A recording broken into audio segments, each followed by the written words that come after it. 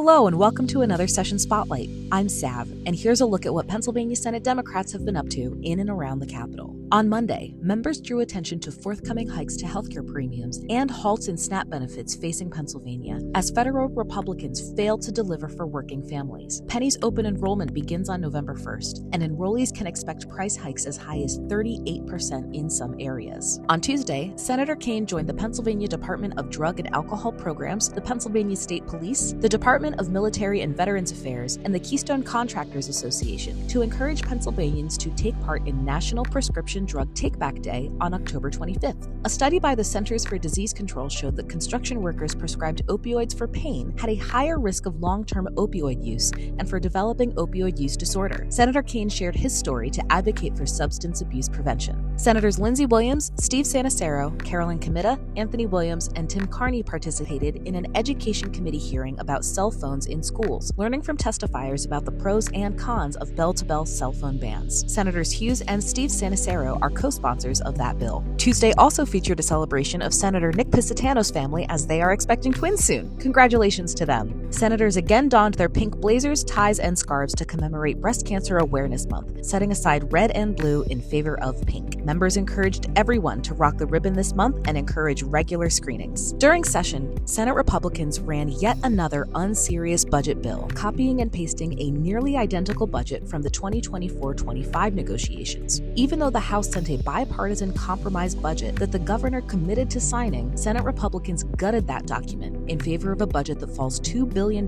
short of the Commonwealth's financial commitments. Senators raised their voices in firm opposition to the spending plan, calling on Senate Republicans to get serious about hammering out a compromise budget that brings this 4-month impasse to an end. Senators Costa and Hughes later spoke to the press to reiterate that the Senate Republicans' budget exercise on the floor did nothing to curb the harm, answer the Commonwealth Court's education funding mandate, or bring the budget process to a close. Later, Senator Costa held a telephone town hall with Secretary of the Commonwealth Al Schmidt to answer questions about the November 4th general election. You can request a no-excuse mail-in ballot at vote.pa.gov until October 28th. All voters are strongly encouraged to flip their ballots over and answer the retention questions on the back to make their voices heard. On Wednesday, Senator Tartaglione secured 2 policy victories. First, the Senate Labor and Industry Committee voted unanimously to advance SB 867, her bill to modernize Pennsylvania's process for reviewing and adopting accessibility building codes. Later, the Senate passed SB 246, a bill she co-sponsored to ensure that parents, guardians, and school staff are promptly notified whenever a weapon is discovered on school grounds or during school activities, regardless of whether the incident resulted in an expulsion. The Senate will be back in session on Monday, October 27th at 1 p.m., and we'll have more updates for you then.